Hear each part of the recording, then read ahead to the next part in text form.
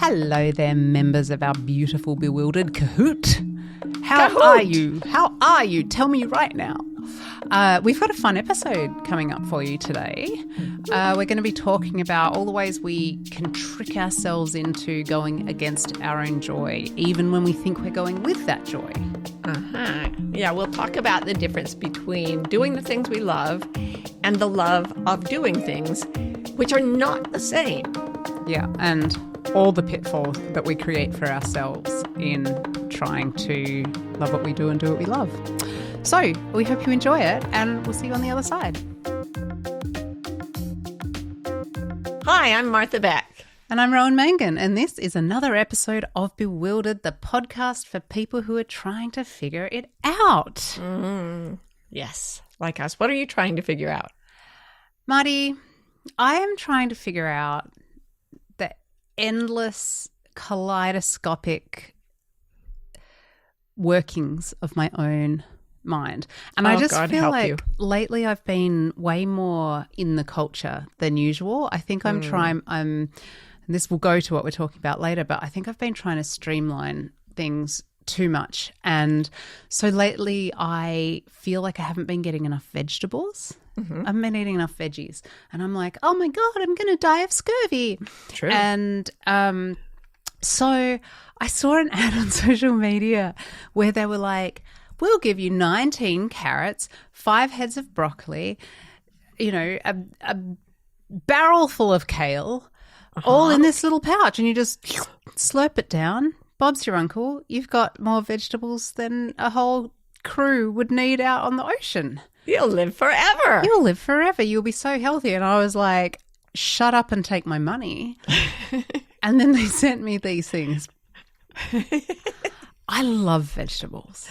I know you do. I am such a fan of vegetables. And I have to tell you, this was possibly one of the most revolting tastes ever to have hit my mouth. It was like I had almost a retch reaction to it.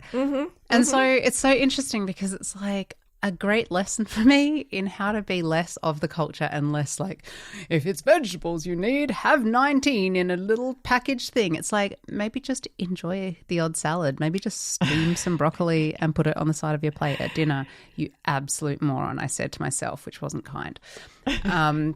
So anyway, I'm going back to the old-fashioned way of eating vegetables as I'm eating glad you let me sniff that thing, and it was not a good experience. Yeah. So anyway, that's what I'm trying to figure out. What about you? Well, I'm glad you've moved on because I am still trying to deal with the shame we accrued while ziplining.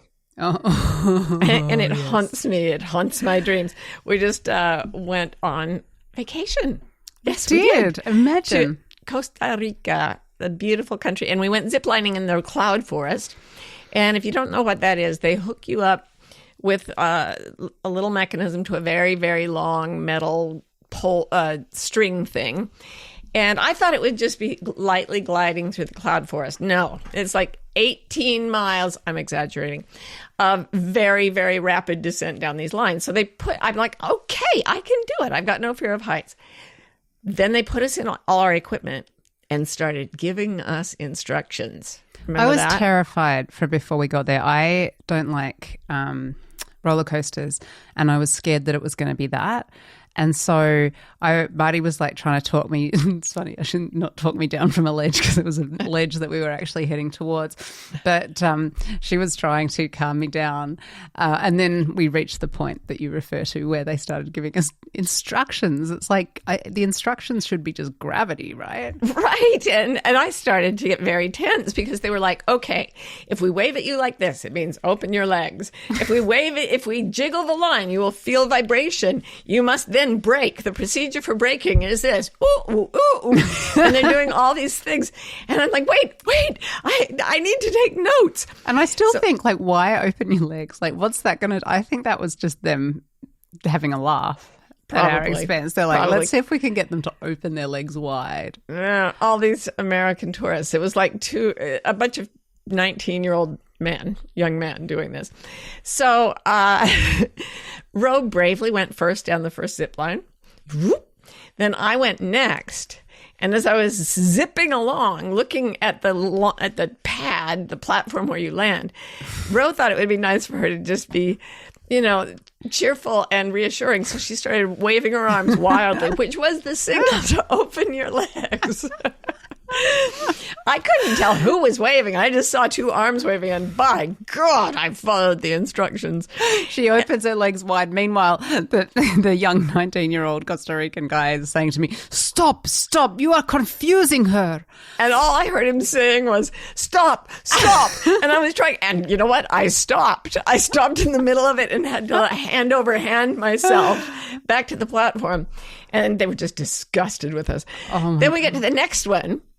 And we have to go in tandem. Now, the more mass you have, the harder it is to break, they informed us. And then they put us both together. I had to clamp my knees around Ro's torso, which was a lovely experience. She had to clench her legs around my torso like a acrobat. That's a good thing. Yes, or a boa constrictor. But this doubled our mass. And such a nerd. So that sure doubled our mass. We were so traumatized by the braking too hard on the first one. And I started to feel the line quiver, and I'm thinking, I don't know if that's just a natural quiver, if a bird hit the line, or if we're really supposed to brake. So Ro's trying to brake. We come screaming down at 4,000 miles an hour. And the 19-year-old guy is going, no. And I remember... I did open my legs. I didn't. I wasn't allowed to. But I screamed. I think I said a bad word. I'm pretty sure I said a bad word. And we hit that thing. Bah! At 4,000 miles an hour. We did. And he goes, why didn't you brake? And we said, we really tried. And he looked at us and he said, no. Oh my God. All of us in our group were so scared of this one guy. He was just like, I have rarely felt so judged. Judged by this guy who just had an opinion on how well we were ziplining. We were ziplining. It was the first time. I was like, dude, do you remember the literal first time you ever did this? I don't know what the hell this is. Stop criticizing me. And I just didn't think there were going to be skills. I know, right? I thought you just hung on and zipped. No. But no, all kinds of rules, regulations, and social cultural baggage from a whole different culture. We tried to stop. No. You did. You so did not. Yeah, it was traumatizing, and I have no resolution for it. I just probably will need therapy and medication. Therapy, medication, and therapy. And ziplining. They go together. We'll be right back with more Bewildered. We don't say this enough. We are so glad you're a Bewildered listener, and we're hoping you might want to go to the next level with us, by which I mean if you rate and review the podcast, it helps new people find us so we can keep bewildering new souls, and you know how much we love that. Ratings are very much appreciated. Obviously, the more stars you give us, the more appreciation is forthcoming. Reviews are quite simply heaven, and we read every one and exclaim over them, and we just love you all. Mwah. Today on the podcast, we are going to discuss the idea, as I believe once spoken by Christian mystic St. Catherine of Siena back in the day. Back in her day, which is an idea that she said as all the way to heaven is heaven. And we believe that this is kind of a revolutionary concept that goes against the culture, and maybe we need to remember it a little bit more in our lives. Yes. What it actually means is that the moment you turn in the direction of what is right for you, what will make you happy, you immediately feel some level of happiness. So that's how you know if you're headed toward heaven. You feel a little bit like you're in heaven. And that is the opposite of the way most people are socialized. Right, because what we're used to, and everyone will recognize this, is the idea that if you suffer first, then you will get rewarded for your suffering, and that reward is happiness. It's like, eat your vegetables, then you can have dessert, or like your eat paycheck that pouch is of disgusting. Oh, no, don't. But, or like work hard and hate your life, hate your job, and then you get a little paycheck to make you feel better about it. It's funny. I think maybe that's why they feel justified in putting out a vegetable pouch is not really palatable, to say the least. Yeah. But I remember I really bought into this. Do the hard thing, then you'll get a reward. That's very Mormon. And I used to fantasize about running marathons because I figured if I ran 26.2 miles after I crossed the finish line, everyone would agree with me that I deserved to rest. What I really, really wanted was to rest. But to get there, I had to start running marathons because in my personal theology at the time, all the way to heaven is torture. But heaven feels good. So you've got to run for countless miles in order to be allowed to lie down. You are a puzzle, Marty Moo. And then I started doing it and nobody cared. They're like, so do something else. I was thinking, it just, when you said Catherine of Siena, I was like, how did you get such a disparate viewpoint in medieval Catholicism? Because on the other side of Catherine of Siena is, for example, that guy in the Da Vinci Code who wears a spiked collar with the spikes turned inward so that it gouges his neck all the time.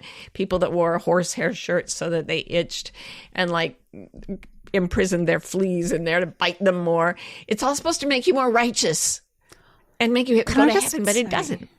Can I just say, hair shirts and spiky collars and stuff, like, what the fuck? Actually, what?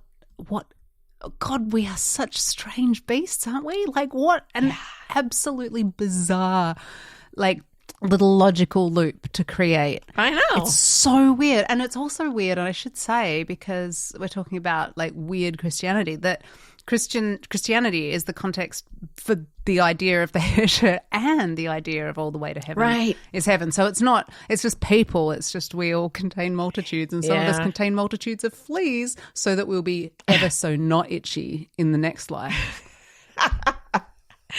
Oh, the relief from itching will transport you to bliss. Maybe that's it, just lowering the bar. Anyway, I mean, I can see, like, it's not going to be this bad. Okay. Yeah, right. But I can see that it works to the advantage of the powerful. So when you have a system like the one that dominates most of the world right now, you've got the systematic application of authority from above. Right. And you have to make your underlings feel good about suffering and working hard for as little as you can possibly pay them. And just keep telling them, just keep reinforcing the idea that all this suffering makes them more righteous and it will be better for them in the end somehow. So do it more. It's sort of clever because it's like they're not saying, they're not denying, there's no denying that this sucks. Right. We're not saying it doesn't suck. We're just saying the more it sucks, the more it might not later, huh? Yeah. And we fall for it. So, so we're kind of proposing that sort of radical St. Catherine of Siena vibe, that the opposite of that is true. If you're suffering, you're probably headed in the wrong direction.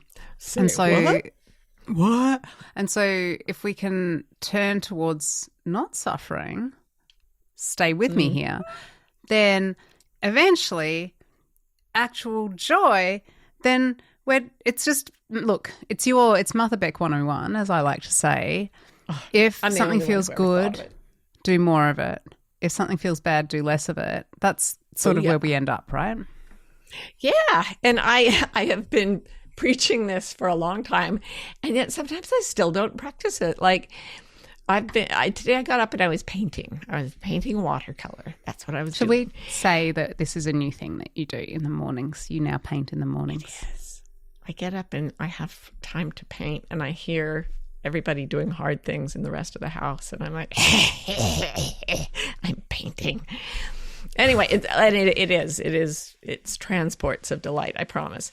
But I got up and painted the other morning, and usually it's so intoxicating. It's like taking some kind of wonder drug that makes you happy. Yeah, you really should stop tasting the paint as much as you do. I worry that it's literally You know what I intoxicating realized? I bought all these really good brushes, really good ones. I got to the point where I can tell the difference between crappy brushes and real ones. And the real ones are made out of squirrel hair. So I used to tap the brush to my lip to see how wet it was, because your lips are so the part of you that can feel what's moist. and I just have to say something. Do you know? Let's just, will it be improvement upon silence? Just say it. Well, I don't think squirrels are very tasty, at least not on the outside, because they don't taste, these brushes do not taste good at all. And it finally broke me of that childhood habit of, and even Lila, when she saw me, she was 2, she's like, Muffy, don't put the brushes in your mouth. And a 2-year-old continued to stick kitchen implements up her bottom or whatever she was doing. Today she said to me, will you be back in a few days? I said, no, I'll be back in a couple of hours. And she said, in that case, I will kiss you on the bottom. She went around behind me and gave me a kiss on the bottom. Clothed. God knows where you would have got kissed if you had been going for walks. I know. She was just like, well, in that case. Anyway, right. I was painting away, which is like my happy drug. And I didn't feel right. I kept missing you. Me? And I was like, I would get, yes, you. I kept texting you and I didn't get an answer. And then I would kind of get up and wander around the house and go, hello, Rowie, are you here? And you didn't answer. And I thought, okay, I think she's asleep and God knows she needs sleep. So I went back to painting.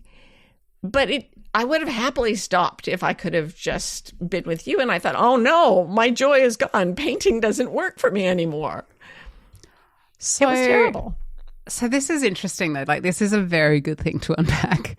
Yes. Because I do think that as much as we got a little bit lost on the whole squirrels don't taste good, section of the story, we're back. Squirrel. We're back on track.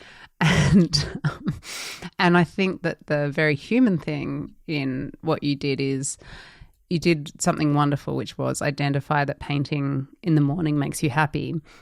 And then immediately, and actually we all did this to support you, but we immediately turned it into this rigid rule. And it became culture then, that Marty must paint in the mornings and that will make you happy.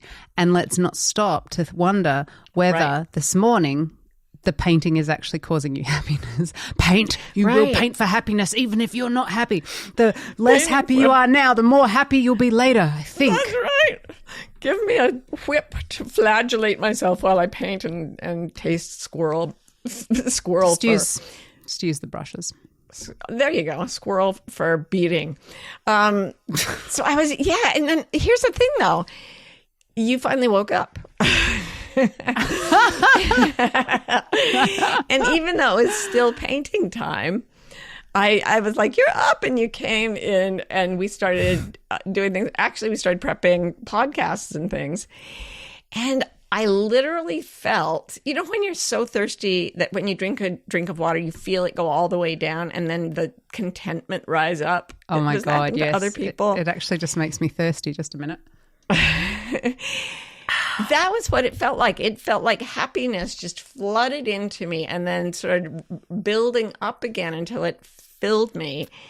And I thought, oh, well, I was just getting more all the way to heaven is heaven data. And now I turned toward the thing that I longed for and it's working again.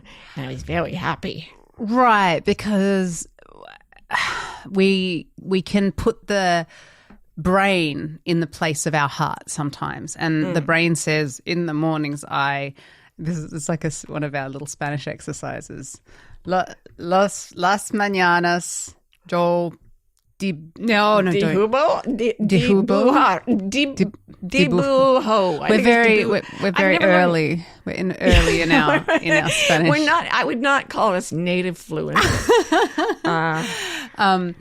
So we put our brain starts just saying this is what I do in the mornings, and we forget to check in, and it's weird because we become servants to a false idea, an artificial idea of happiness, and that we made up, ourselves. And so, do you remember when I love cooking? I love vegetables. I don't know if I mentioned it, But I do love vegetables. And there's one dish that I especially love doing, which is like a big, rich pasta sauce that's just like got a ton of veggies in there. And they actually taste good. They do.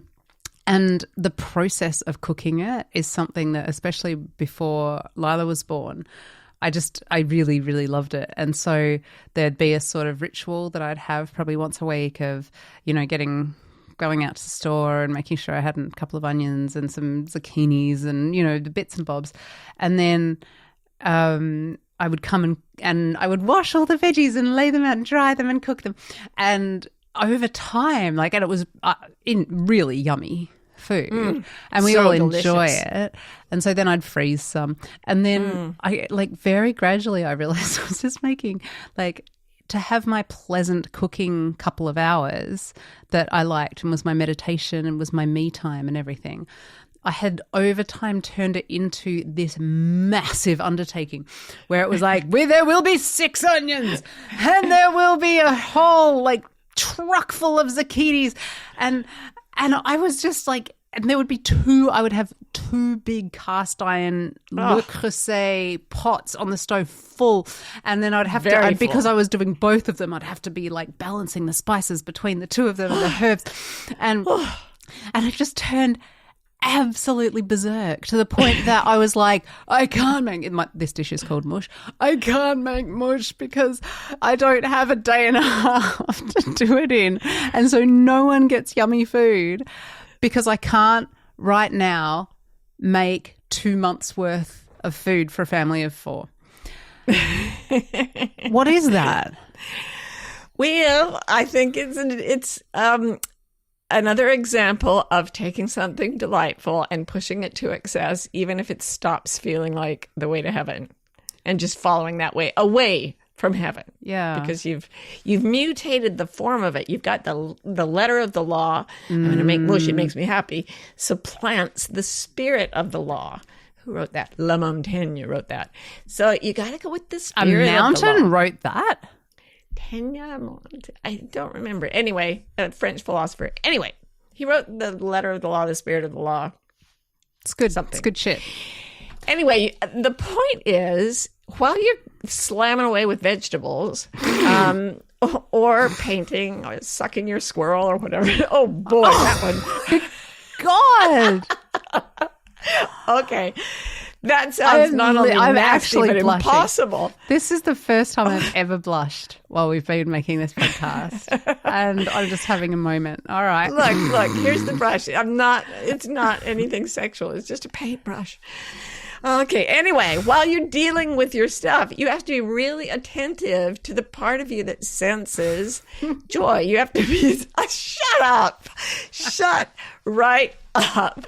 This has got to stop. This is not the way to heaven. You know what it's like. You're just going along, living your life, sucking your squirrel. Catherine of Siena did it. Do you know half my paints are called Siena, burnt Siena, raw Siena? Catherine was all up in that stuff. Okay. Sorry, it's getting really weird in here. Listen, my point is... Please. Yes. By all means. The feeling of heaven is what you're looking for, not whatever's physically around you. So somebody asked me the other day, I was on a podcast, and the host asked me, he said, I read you bought this ranch in California, which I did. And he said, then you just sold it again and moved after 6 years. What? And I said, well, the feeling shifted. And I knew that I had to go somewhere else. It was time, to quote Liz Gilbert, for something that was beautiful to turn into something else that was beautiful. And if I had stayed there knowing it was time to go, the joy of it would have decayed around me and disappeared. And I know that because I've done it before many, many times, stuck with something that brought me joy, even after I knew it was time to move on. And then the thing just disintegrated. And so if you end up clinging to something because once upon a time it felt like heaven, the clinging itself is going to at some point make you lose heaven, right? Yeah. It's the clinging.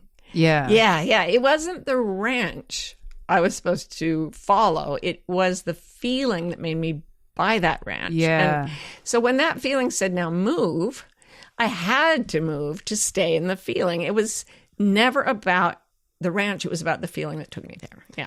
Yeah, it's not the thing itself, even though that's what our brains want to fixate on. What we need to stay in back behind that is the feeling that made us push towards, made us gravitate towards the thing. Yeah, and the effortless joy that I think is the heaven thing. When you came into the room after I'd been painting and my happiness came back, it was so effortless. It was like spring coming. I didn't have to do anything. It just happened. And there was me, hadn't even had a cup of coffee. Talk about effortless. Go.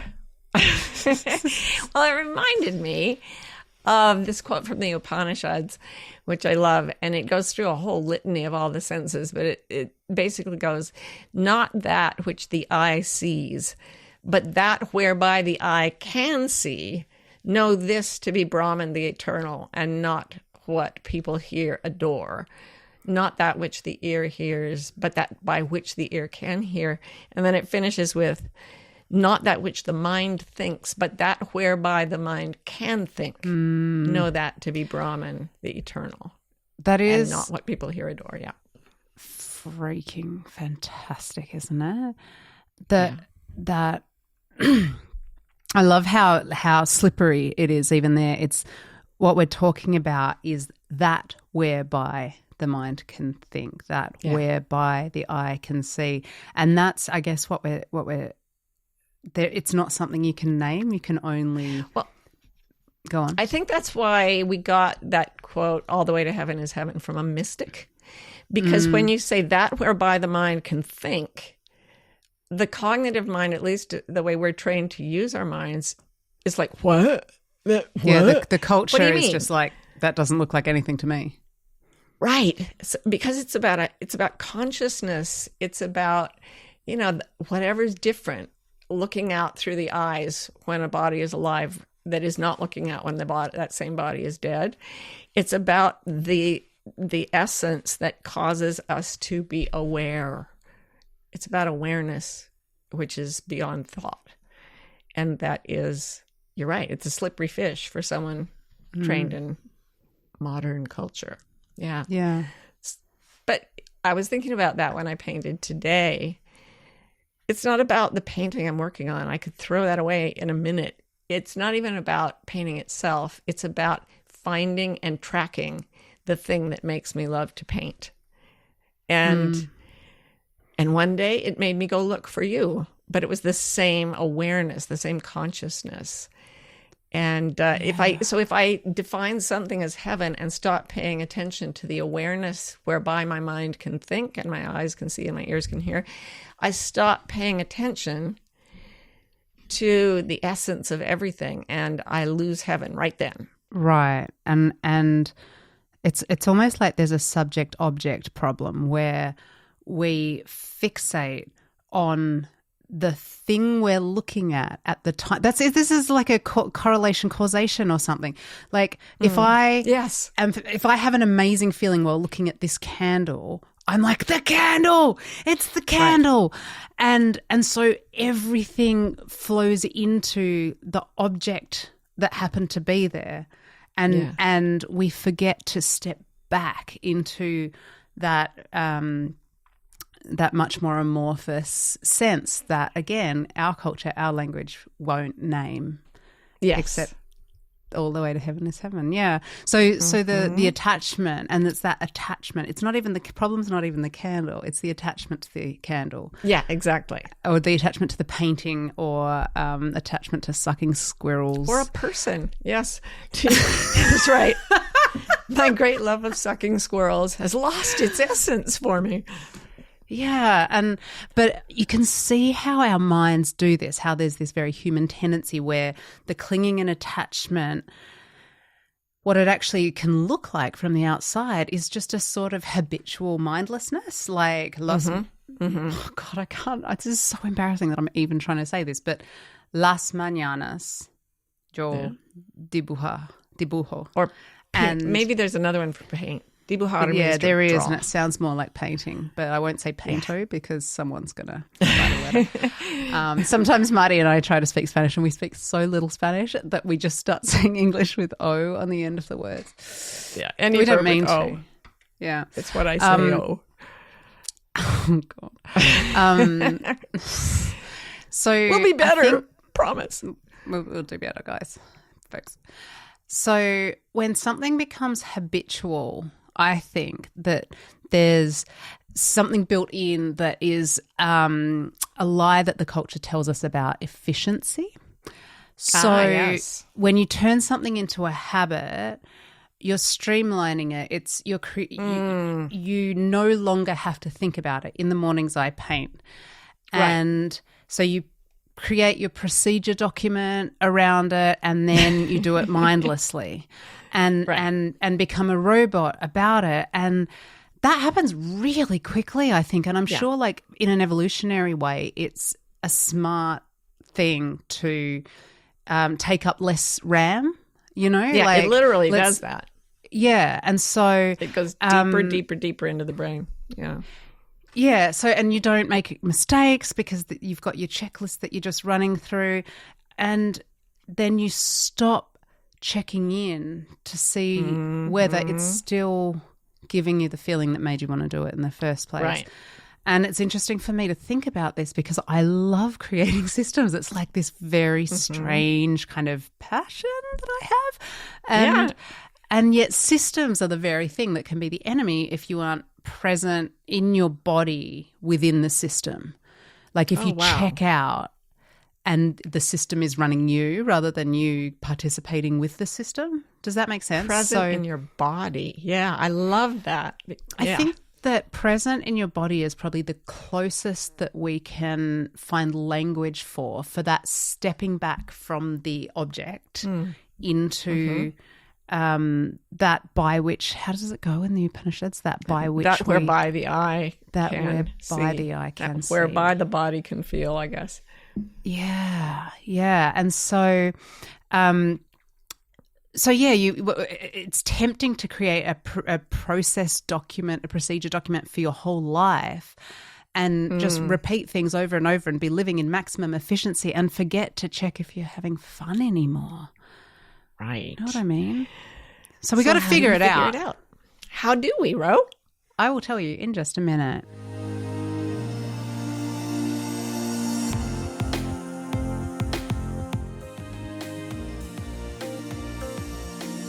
So here's the thing, I think. You get to have processes, as you say, across the pond.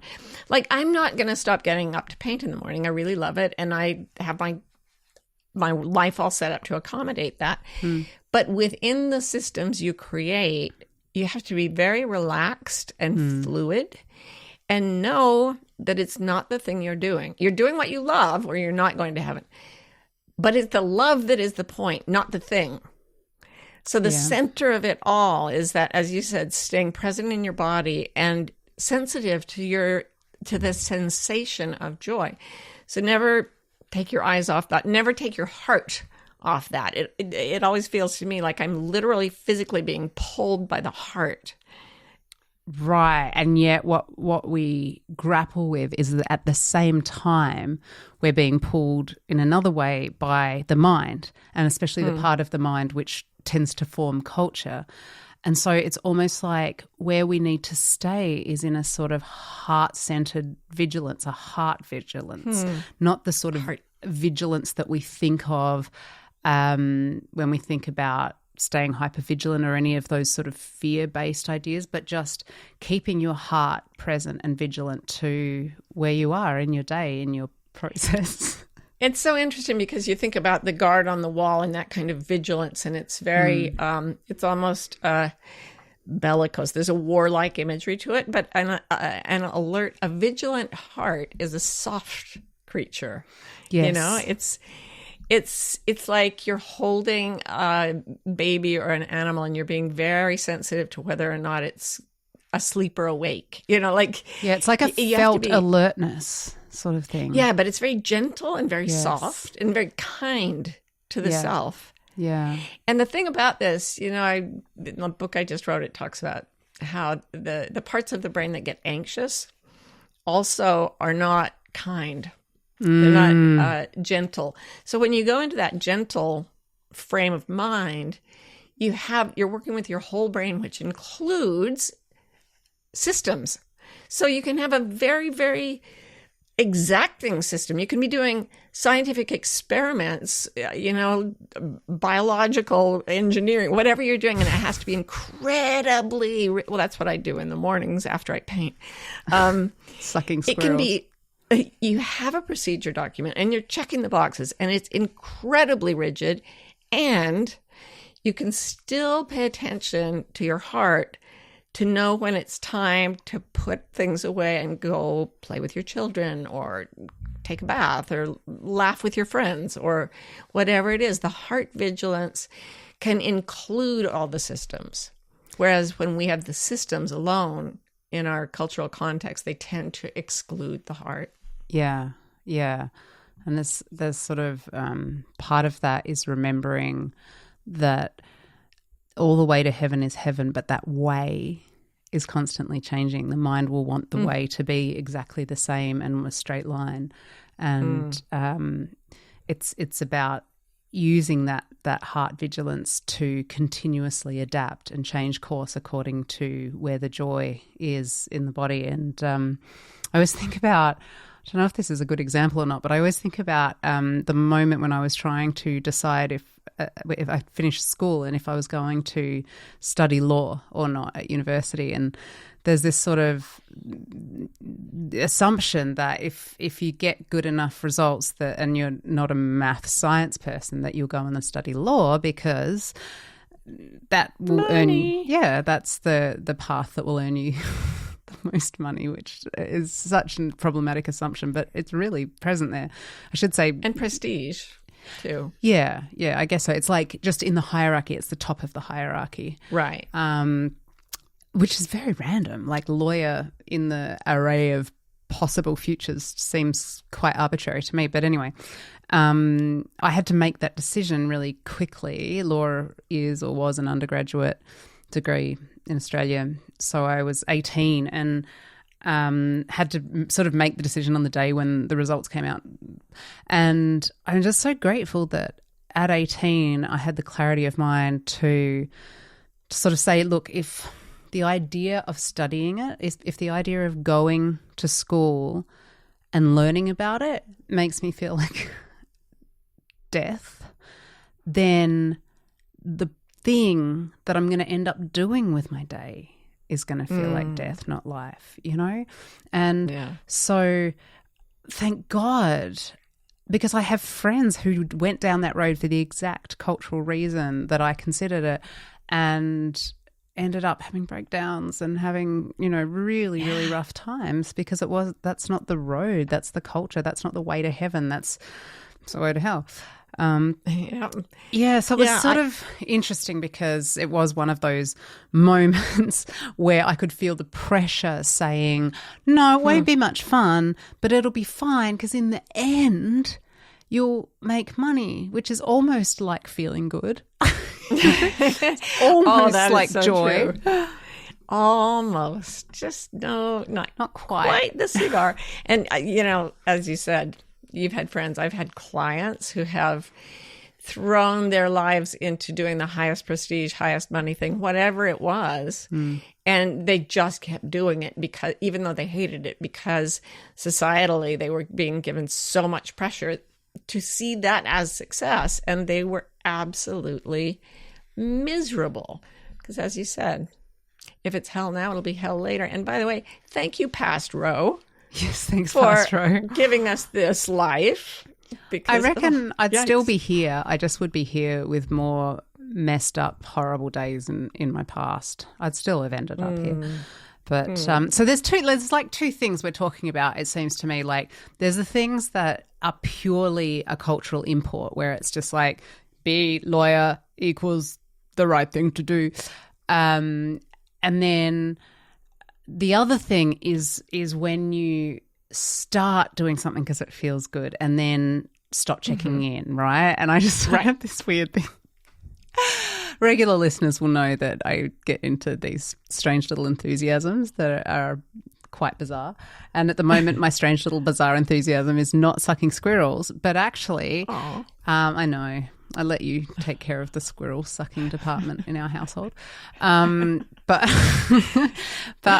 so my thing is so embarrassing. Electronic planners, like planners that you buy on Etsy and you import into your iPad and you draw on them and then you can put little stickers, little electronic washi I thought you were going to say paints something like really, really like watching porno or something. No, it's electronic planners. You are such a nerd. I'm so lame. It's so lame. I'm genuinely embarrassed to talk about it, but it's sort of apropos because I enjoy it so much and I like make my writing all neat, and if I make a mistake I can just erase it, and I like plan out my day and it makes me feel like my day is really under control and also beautiful. But then sometimes like the day is finished and I'm all done, and so I'm like, I'll do tomorrow. And so it's not tomorrow yet, but I'm over there like making fake electronic washi tape and putting my little plan for the day and highlighting things in purple and yellow and green.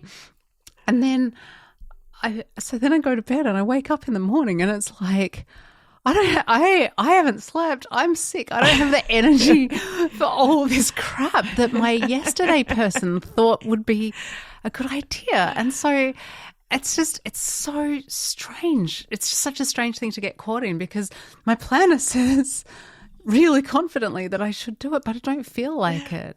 And it's pretty. They really are pretty. They're beautiful. Oh, and that doesn't mean it's okay. That doesn't mean it's okay. That's no excuse. Alluring, even if it's very pretty. If you stay in the heart vigilance and you keep that at the center, you'll look at that pretty plan and say, that is a very pretty thing and I may print it out and frame it, but I will not follow it because all the way to heaven is heaven, and I am going to go back to sleep now, or I am going to go find my darling, or I am going to go outside for a walk or whatever it is, because then we're always in touch with that whereby our lives can run. And that is how we stay happy. And that's how we stay wild. We hope you're enjoying Bewildered.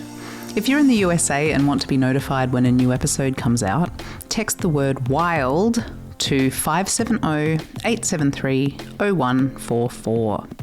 We're also on Instagram. Our handle is Bewildered Podcast. You can follow us to get updates, hear funny snippets and outtakes, and chat with other fans of the show. Bewildered is produced by Scott Forster with support from the brilliant team at MBI.